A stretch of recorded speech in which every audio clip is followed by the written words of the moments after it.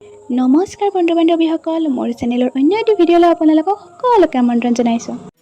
আজি মই গৈ আছোঁ এটা বিশেষ মন্দিৰলৈ আৰু ভাবিলোঁ কি আপোনালোকৰ লগতো ভিডিঅ'টো শ্বেয়াৰ কৰোঁ, আপোনালোককো দেখাওঁ সেই বিশেষ মন্দিৰটো।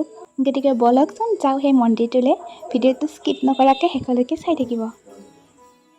আৰু আহি পালোঁ আমি আমাৰ গন্তব্যস্থান। আমি বুলি কৈছোঁ মানে মোৰ লগত আৰু এজন মানুহ আছে। ৰাস্তাটো বহুত বোকা হৈছে, কিন্তু তথাপিও আহিব পাৰি।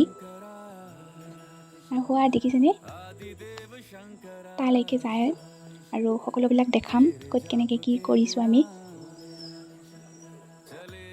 আহি পাই লাইন ধৰি ওপৰলৈকে উঠি আহিছোঁ আৰু ইয়াতে এতিয়া চাকি জ্বলাম। বহুত বেছি মানুহ হোৱাৰ কাৰণে ভালকৈ ভিডিঅ' কৰিব পৰা নাই মই, আৰু যিখিনি পাৰিছোঁ সেইখিনি মই কৰিছোঁ। আৰু যাতে আপোনালোকেও আহিব পাৰে এই মন্দিৰটোলৈ, মই এড্ৰেছটো কৈ দিম কোনখিনি জেগাত আছে এই মন্দিৰটো। চাকি ধূপ জ্বলাই মই ত্ৰিশূল এডাল দিলোঁ। ত্ৰিশূল দি মেলি গোটেইখিনি কৰি মেলি আমি ওলাই আহিছোঁ এতিয়া যাবৰ কাৰণে। আৰু তলত নামি আহোঁতে এনেকুৱা এটা গুৱা পোৱা যায়, আৰু গুৱাটোৰ ভিতৰত বলকচোন যাওঁ। গুৱাটোৰ ভিতৰত ধুনীয়াকৈ বনাইছে। প্ৰথমতে গণেশৰ মূৰ্তি আছে, তাৰপিছত শিৱ পাৰ্বতী, লক্ষ্মী মা, গোটেইখিনি মূৰ্তি ভিতৰত আছে, গুৱাটোৰ ভিতৰত আছে। খুব ধুনীয়াকৈ সজাইছে, খুব ধুনীয়াকৈ বনাইছে, খুব ধুনীয়া লাগিছে সঁচাকৈ ইয়াতে আহি। আজি শাওণৰ মাহৰ শেষৰটো সোমবাৰ, আৰু সেইকাৰণে আজি ইয়াতে বহুত বেছি ভিৰ হৈছে। আমিও বাবাৰ আশীৰ্বাদ লৈ তললৈকে নামি আহিছোঁ।